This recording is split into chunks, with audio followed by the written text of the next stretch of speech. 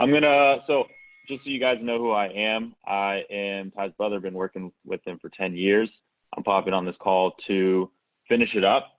So I'm not going to do a super long thing. I know you guys got lives, you got a lot to do. You got to implement what you just learned as well as, do everything else. So I'm going to keep this short. I'm just going to answer some questions on marketing. I manage a lot of, I'm co-CEO for Tai Lopez and the subsidiary brands, but I mostly manage the marketing as well. So if you guys have specific marketing questions, mainly around Facebook, Instagram, YouTube, go ahead and ask in the chat now, and I'll try to get to some of your questions.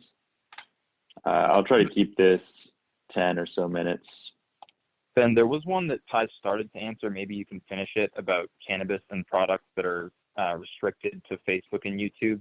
I'm sure Ty will address that next week. He said that he'd answer some questions on Friday next week, but maybe you can do that really quickly.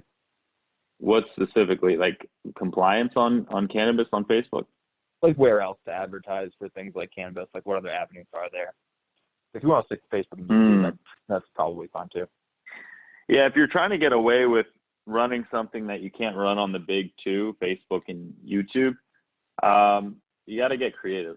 So you can just look around and see if there's any places taking them. Like I know Snapchat specifically for marijuana doesn't allow it. A lot of the big platforms won't. So you could look into something like, affiliate marketing, influencer marketing, anything that isn't compliance regulated, like a self-serve advertising platform. You could also look into solo ads, which is basically buying other people's email lists or renting them and sending them an email.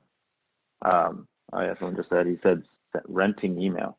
Yeah, there you go.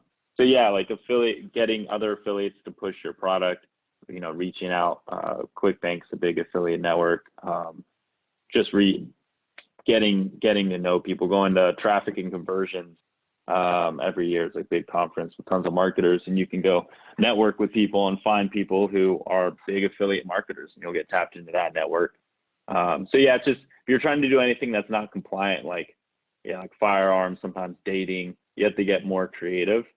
Or you didn't hear from me, but you can try running it on Facebook and just not, like specifically if you wanted to run CBD, because I've looked into it, there's ways to get around compliance. Like you don't mention CBD, even though they've not been as aggressive in compliance. But if you want to run CBD on Facebook, you could like not mention CBD in the headline or like the ad.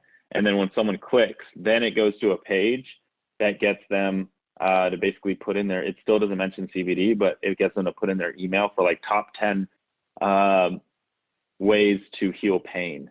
Do you have back pain? Do you have knee pain? Do you want to help fix your back and knee pain? Put in your email and name, and then you send them an email, and one of those ways to help alleviate pain is CBD. So you see, you can get creative and work around compliance, but yeah, it kind of sucks not being able to run stuff on, easily on YouTube and Google. All right, let me look at some other questions. How much money do you spend in Facebook ads and testing before moving to another product? I mean, it depends on the price of the product. Generally, we're a bigger brand. So like with Ty, if we're launching a new product, we don't have a specific amount, but if we've spent, let's say $10,000 and we're not making at least break even, like we're not making back 10,000 same day, or let's say in a month, we're probably going to discontinue that product and not push it as much. So that it's kind of hard to say. I would say generally you need statistical significance, which we don't always run, but that's around 50 sales. So that's ideally how much money you should put it. So if a product's, let's say $10 and you need 50 sales, so that's $500 you need to spend. No, that's not the right math. That's right, $500. I would say somewhere between $500 and $5,000 is how much you're going to need to spend before and you're going to know if a product. Here's the thing. There's a lot to learn in marketing, but if you want to simplify things, you just got to break stuff down to the 4 Ps, like Ty always does. The first P in the 4 Ps is product. So you really just got to, if you have a product that's winning, you will know. There's not like, you're not going to have to do crazy analytics and look at, your LTV and your ROI. And well, ROI is not complicated, but LTV is more complicated. You're going to know. Your bank account is going to have a lot of money in it, and it's going to be like, wow, we're getting really cheap clicks, or our click-through rate's really high, and we spent $1,000 and we just made $3,000. You're just going to know. Like, marketing can be really simple if you have a good product. How you find a good product and how you start marketing that's obviously what we're trying to show you guys through different courses and these live calls and all this. It's a somewhat complex thing, but you can keep it simple by just thinking to yourself, okay, how do I get the best possible product? And going through a whole, finding other people who have already created products, working with different, trying to find a business partner who already knows what he's doing, reading books, going through courses, going through Jonathan, what he just talked about, thinking about it from the customer's perspective. What do people really need right now? I mean, a product that's going to sell is masks. Obviously, people right now in COVID need masks. So finding really strong products alleviates a lot of marketing questions, like how much should I spend? Should I start my budgets at $250? Like all of these things, the way Ty thinks, and I'm trying to show you guys, is he always thinks about things from a macro level, just like a big level. Like we don't ever split test small things like button color, or we don't test like really even headlines that much. We'll test headlines sometimes. Copy is important, but even more important than that is testing products. Do we sell masks? Do we sell hand sanitizer? Or if you're in the whatever surfboard niche we were talking about way earlier, should I sell a longboard or shortboard, or should I sell a board with 20 fins and it is electric versus a non-electric? Like big, huge, different things versus each other. That's how we try to set up split tests. All right, let me go to another question. How do you create a VSL even if you have no skill in video editing? Hire someone else who knows how to do marketing. Hire a copywriter, get them to write. Find basically an outline for VSL. Google it, look in our courses. I know there's some outlines for VSLs. VSL stands for video sales letter. Get a copywriter, say I want a video sales letter written in this format. So they write it all out, every single word. You put it on a teleprompter, you record it, or you have someone else record it, and bada bing, bada boom, you got a VSL. You don't even really have to have video editors. You just shoot the whole thing, and if you mess up, you can cut it, every once in a while when you mess up. Video sales letters are very important. Yeah, to reiterate, you can have a copywriter write it for you. Ty usually will just put a phone in front of his face and start recording. Some of our best video sales letters have been when he doesn't do that. When we have a copywriter, or Ty's really good at writing copy, he'll write out. I have them in my Google Docs right now. The first 67 steps VSL was a 2-hour VSL that he wrote every single word to. And that worked really well. We made millions of dollars from that. So sitting there, doing a lot of research. It's 3 KSE, Ty talked about a lot. You got to do these 3 things. You first got to get knowledge, what VSLs have worked before, what are VSLs, how do I run them, how long should they be, how do I write them, blah, blah, blah. S is for strategy. Create a strategy around the idea, okay, I'm going to write for an hour a day, or I'm going to hire a copywriter and he's going to write it, and here's the outline he's going to do. And then execute is actually doing what you just set up in the strategy. So following that 3-letter framework, KSE, is really important to do to just finish stuff in general. I find a lot of people skip the knowledge step of the KSE formula and just try to create a strategy. You have to know what works first before you start trying to create a strategy. All right. There's a lot of questions in here. It's crazy how you sound the same as Ty. I've listened to him talk so much. I wish I could have his exact same brain and be able to just tell you guys everything. How do you brand your store? Drop shipping. I mean, drop shipping and branding are tricky.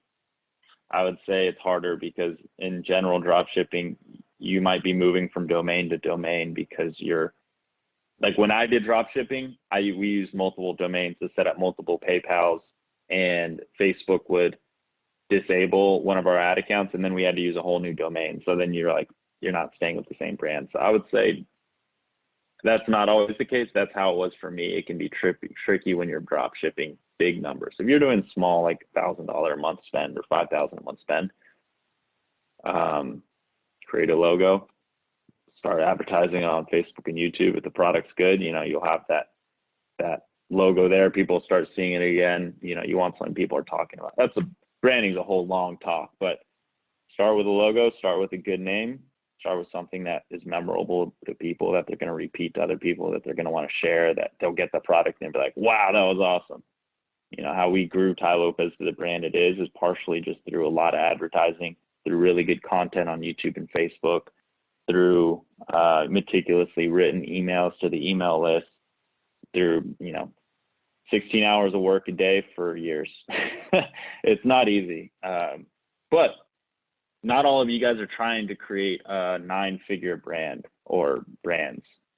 You don't need to go to that extreme. I get it. We're not all trying to be huge brands. You're not trying to be a JC Penney's or whatever, Apple or Google, obviously. Most people here aren't. I get it. We're trying to make 7 figures. So you don't need to go to that extent. But in general, it comes back to KSE. You need to know how brands are created, create a strategy, and execute. What's Ty's most profitable products right now? That's proprietary, but e-commerce certified specialist is doing well right now. A lot of you guys are in that. By the way, I saw a lot of people who are in that who also got a done for you Shopify store for people. If you pay extra, we're creating a Shopify store for you with proven niches that work. A lot of you are saying, when is that done? We're actually custom creating them all for you. We send out an email getting which niche you're going to want. Hopefully you guys got that. Check your email if you didn't get that. And we're currently almost finished with one of the 7 and finishing the other 6 now. So in the next 7 to 10 days, you guys are going to get those stores. So don't think we've forgotten or anything. We are working every day on those. So you'll get them, and hopefully they'll be really awesome. All right, I'm going to stay on 5 or so more minutes. Be wary, mindful of your time. Appreciate you guys all staying in here. Long call, it's good to build. This muscle. Sometimes it's good to be just focused on one thing for a while. It'll pay off. Pre-made store, creating your own, depends where you're at. If you're following someone else's pre-made store, that can be really helpful. Creating your own can also, it just depends. What are the 4 P's? There's actually 7, but I'll go over the 4. It's product, and they go in order of how important they are. Product, pricing, promotions, and placement. So I'll just give you guys 4 P's are like the basics, and then I'll just give you the expert level. It's the 7 P's. So it's people, product, pricing, promotions, placement, pesos, and profit. And I can give a quick one-liner of what each of those are. Are you guys interested in the 7 P's? I mean, Ty talks about it every single day. It's how we talk to him. He's like, I only want to, we're doing a whole hour-long call, me and Rudy, with them every day on the 7 P's. So they are really important. Okay, you guys are saying yes. There's a resounding yes. So next time I'll be able to share my screen, because I like just listening to me verbally isn't always the best, but I'll just try to give a quick synopsis. People, the first P, is who you have on your team. We talk about who we're hiring, what are the systems we have in place for hiring people, what are different people in the company working on. It's just like, what is the team, who are we hiring, and what is the people that we hired doing? So that's the first P. Second P is product. So that's all about what products you're selling and what is in your actual product. So for us, we're talking about e-commerce certified. For the Tai Lopez brands, we're talking about e-commerce certified specialists. We're talking about hidden signals. We're talking about SMMA. We're talking about 5-Minute Mentor. We're talking about all the other programs, what's in them, what new programs we want to create, if something's doing really good, we're always focusing on that. If we're spending the most money on X product, we're talking about that product the most. And like I was talking about before, as a framework of thinking through things, product is your most important. So if you don't have a product you're selling, you need to start thinking about, what is that product I'm selling? What am I gonna actually sell if it's a physical product? And then, is that an actual product people are gonna want? If it's digital, how am I gonna fulfill the digital side of the program? It's gonna be video, blah, blah, blah. And, is it a good product? How do I test it? Blah, blah, blah. Pricing, the next P, is all about, we talk about price split testing. Price split testing is probably the most important thing you're going to do once you figure out a product that works for you. So once you have, let's say you're selling water bottles, gallon water bottles, will it sell better for $15.99, or is it going to sell better for $29.99? And then once you find the winner, you have 52 sales significance, you go on to the next. If the easiest way to do price split testing, if the lower number work, go low. So $15.99 beat $29.99, go down to this $9.99 beat $15.99, and keep on price split testing until you have substantial evidence that your price is the best. And you'll generally find you make the most money from price split testing. Everybody in the industry does it, in every single, from airlines to digital marketers to huge companies. Everyone's price split testing. And if you don't price split test right, which is pretty hard, honestly, on a lot, we have our own proprietary system, you can get bad data. So focus a lot on price split testing. It's not a simple thing, but it's very important. I'd say if you're trying to be any sort of businessman or woman over the next 20, 30 years of your life, learn price split testing. It's incredibly important. Next P is promotion. So that's all about marketing, thinking about, what are our best promotions that are happening right now? What are our big products that are selling? What are we setting up? What new split tests are we setting up? Are we setting up a new video sales letter split test? Are we setting up a new pricing split test? Are we setting up a new set of copy or website, etc.? Next P is placement. That's just everything to do with your domain. Programmers, what are they working on? Are we getting up new sites? Are any like tech stuff, apps on Shopify, back end stuff, all the kind of boring stuff. The P after that is pesos, which has to do with, honestly, you don't need to worry. The last two are important, but pesos isn't important until much later, and that's just having to do with accounting and making sure you're basically two statements, which is profit and loss and blanking on the other name right now, but mainly you need to know your profit and loss for the last 7 days and daily. And then last one is profit. Are you making a profit? And just going over your numbers for your different companies or one product or one company, whatever. How much did you spend? How much did you make? Just keeping it simple. They don't all have to be super complicated. It scales with how big your program is, how big your company is. So hopefully that was somewhat helpful for you guys. That is really what we, Josh, if you want to type in here, or if you remember what the word itself, you can put in the 7 Ps and put them in here just so people, pesos. No, pesos and profit are different. Pesos is just another word for money. It was another P. Yes, I might put it in here in the correct order. The only thing wrong is placing is placement. Yeah, good job. Also, if you Google the 7 Ps Ty made up, and they're better than the 4 Ps, but the 4 Ps, if you Google, you'll see there's tons of, documentation on the 4 Ps, and you guys can learn more about this. They're very important. All right, let me answer one more question, and then what does Ty think of haters who think his products are a scam? I mean, we've seen that forever. No matter how big or small you are, you'll always have haters. We're working every day to make our products better. I mean, sometimes we'll launch things really fast and not have everything built out, and then people see that and they think it's a scam, where it's not. We're just literally building stuff as we go sometimes. So there's the scam word is a long talk, but can assure you we're not, and we've been here for a long time, and we're not going anywhere. But yeah, generally Ty will either address the problems that we're having, we'll have a meeting on it, or he'll go on a rampage and start tweeting people that start hating on them and shut them up. You've probably seen that before.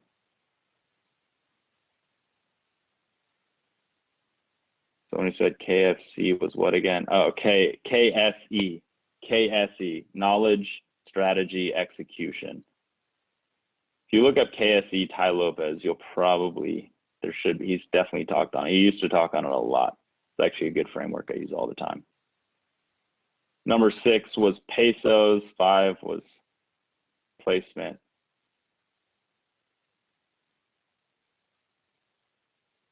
Looking at for the last question that I think is like a big question, important one.